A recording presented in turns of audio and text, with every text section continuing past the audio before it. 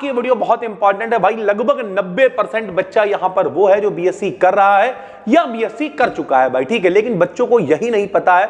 जब भी कभी होता लोग कहते नहीं कि अपने गांव में लोग आते हैं बोले ऐसा करो फॉर्म भरे रहो, काहे का फॉर्म भरे नहीं मालूम है, कंपटीशन की तैयारी करे रहो, काहे की करे रहे नहीं मालूम है।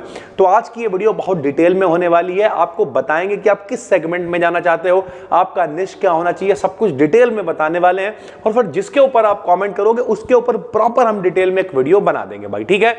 सबसे पहले भाई अगर आप बीएससी कर रहे हो या बीएससी कर चुके हो तो सबसे पहले अपना निश डिसाइड करो। निश का मतलब क्या होता है कि हमें करना क्या है, कि भाई हमें आगे चल के एमएससी करनी है या हमें सरकारी नौकरी की तैयारी करनी है। क्योंकि आपको मालूम है हमारे चारों तरफ का माहौल क्या है भैया, बड़ा सम्मान के साथ अगर कहें तो हमारे चारों तरफ ज्यादातर ऑडियंस क्या है, किसान लोग हैं, ठीक है, ठेले वाले लोग हैं, समोसे वगैरह जो लोग बेचते हैं छोटे लेवल पे, मतलब फेरी वाले लोग हैं, ऐसे लोग हैं। कई बच्चे भी यहां पर देख रहे होंगे जिनके पिताजी ये काम करते होंगे भाई, ठीक। तो ऐसे लोग कितना कमाते हैं भाई, ऐसे लोग कमाते हैं डेली का 200 रुपए, 300 रुपए, 500 रुपए, 1000 रुपए, ऐसे ही तो कमाते हैं ना। जब कभी इनके बच्चों की सरकारी नौकरी लगती है तो भैया स्टार्टिंग होती है 50,000, 60,000, 70,000, हम थंबनेल पे लिख देंगे 1 लाख पर मंथ, लगभग एवरेज अगर पकड़ के चलो। क्योंकि अभी देखो वेतन आयोग आने वाला है, 8वां तो सैलरी और बढ़ेगी, यानी एक एवरेज पकड़ के चले तो लगभग 1 लाख रुपए महीने हम मान लेते हैं भैया। बाकी तो बहुत सारी चीजें हैं, कई बार कहना नहीं चाहिए लेकिन लोग कहते हैं हम तो तैयारी ही इसीलिए करते हैं कि सैलरी तो निकालने की नौबत ही ना पड़े। भारत में यही चलता भाई, ठीक है। हम ऊपर से ही इतना बना लेंगे कि सैलरी तो हमारी वैसे ही पड़े रही, वो सब एक अलग चीज है। लेकिन इसी वजह से समाज में कि जिसके पिताजी भाई महीने में अगर 10,000 रुपए उनकी सैलरी थी, 10,000 कमा रहे थे, उनका बेटा अगर 50,000 भी लेके आएगा तो उनकी पिताजी से वो 5 गुना ज्यादा होगा।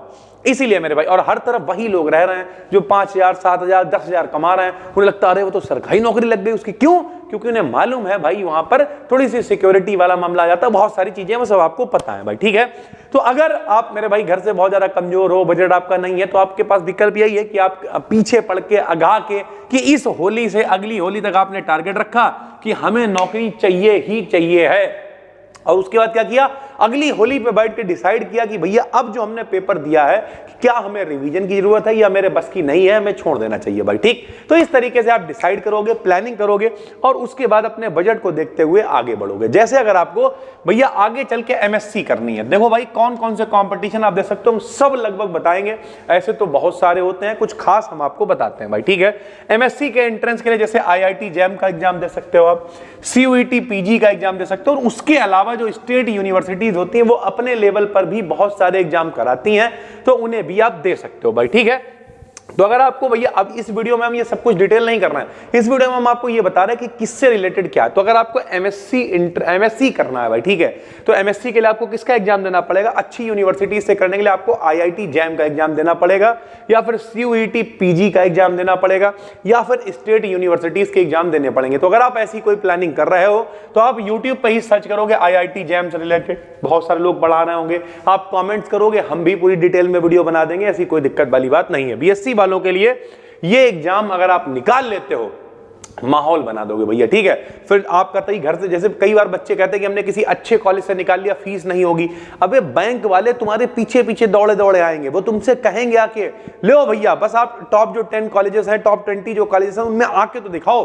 अभी जो पॉडकास्ट हमने एलएलबी वाला डाला था उसमें ये बात कही थी भाई, ठीक है। तो अगर आपको एमएससी करनी है तो आप आईआईटी जैम, सीयूईटी पीजी इन सब की तैयारी कर सकते हो भाई, ठीक है। उसके अलावा सरकारी नौकरियों की तो लाइन लगी पड़ी है, रेल बनी पड़ी हुई है मेरे भाई। इनमें आप कौन कौन सी कर सकते हो, तो सबसे ज्यादा जिसका भौकाल काटा जाता है वो कौन सी होती है, यूपीएससी की तैयारी कर सकते हो। सिविल सर्विसेज की आप तैयारी करो, आईएएस बनो, आईपीएस बनो, आईएफएस बनो, इन सब की तैयारी करो।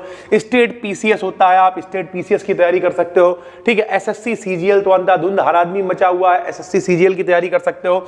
एसएससी के अंदर भी सीजीएल क्या बल्कि सीजीएल तो ग्रेजुएशन लेवल पे आ गया, छोटे लेवल पे 10+2 के लेवल पे सीएचएसएल हो गया, एमटीएस हो गया, ये सब भी आप एग्जाम दे सकते हो भाई, ठीक है। आरआरबी, एनटीपीसी, इसमें कौन आ जाएगा, रेलवे से रिलेटेड अगर आपको नौकरी भैया करनी है तो आरआरबी का एग्जाम दो आप। उसके अलावा आईबीपीएस पीओ है, क्लर्क है, एसबीआई का पीओ है, क्लर्क है, ये सब बैंक से रिलेटेड हैं। आरबीआई ग्रेड बी ऑफिसर है, और इसके अलावा भी बहुत सारे होते हैं, जैसे इंडियन फॉरेस्ट सर्विस है, आईएफएस, ठीक है। तो ये जितने भी हैं ये सब गवर्नमेंट एग्जाम्स होते हैं, आप यहाँ पे स्क्रीनशॉट ले सकते हैं। इनमें से आप किसी की भी तैयारी कर सकते हो, डिपेंड करता है आपको इंटरेस्ट किस चीज में आ रहा है भाई, ठीक है। जिसके बारे में आप बताओगे हम डिटेल में वीडियो बना देंगे। उसके अलावा CSIR नेट की तैयारी कर सकते हो, गेट की तैयारी कर सकते हो। ये किसके लिए होता है नेट का एग्जाम भैया? अगर आप लेक्चरर बनना चाहते हो, लेक्चरशिप वगैरह में जाना चाहते हो तो आप नेट की तैयारी कर सकते हो। उसके अलावा graduate aptitude test in engineering के लेवल पे आगे बढ़ना चाहते हो तो आप गेट का एग्जाम दे सकते हो, क्वालिफाई कर सकते हो भाई, ठीक है। ICAR JRF होता है, SRF होता है, PhD का एंट्रेंस होता है, ये सारे के सारे एग्रीकल्चर की फील्ड में एग्जाम होते हैं। आप किसी को भी गूगल पे डालोगे सबके बारे में आपको पता चल जाएगा। डिफेंस और पुलिस के क्षेत्र में जाना चाहते हो तो भैया CDS का एग्जाम दो, सबसे अच्छा है भाई, CDS का एग्जाम दे सकते हो। AFCAT एयरफोर्स से रिलेटेड मेरे भाई है, ठीक है। उसके अलावा भी बहुत सारे एग्जाम होते हैं, CDS वगैरह तो आपने नॉर्मली सुना होगा भाई, ठीक है। उसके अलावा मेडिकल फील्ड में आप नीट PG का एग्जाम दे सकते हो, आगे बढ़ सकते हो, ठीक है। एम्स से रिलेटेड MSc का एंट्रेंस होता है, वो भी आप दे सकते हो। टीचिंग में आगे चल के जब आप BEd वगैरह कर लेते हो, DLED वगैरह कर लेते हो तो CTET का एग्जाम दे सकते हो, TET का एग्जाम दे सकते हो। इसके अलावा अगर हम बात करें भाई, कंपटीशन से रिलेटेड बात करी जा रही है, इसके अलावा अगर हम बात करें तो लगभग कुछ नहीं बचा हुआ है भाई, ठीक है। क्यों? क्योंकि भाई अगर आप हायर एजुकेशन की तरफ जा रहे हो तो आप क्या करोगे? अगर आप मेडिकल सेगमेंट से हो तो आप नीट PG की तैयारी करो, जाके पेपर दो जाके भाई, ठीक है। और अगर आप, ठीक है, नॉर्मली भैया तो IIT JEM की तैयारी करो, अगर आप मैथ्स से रिलेटेड व्यक्ति हो, ठीक है। CUET PG की तैयारी करो, यूनिवर्सिटीज के एग्जाम दो।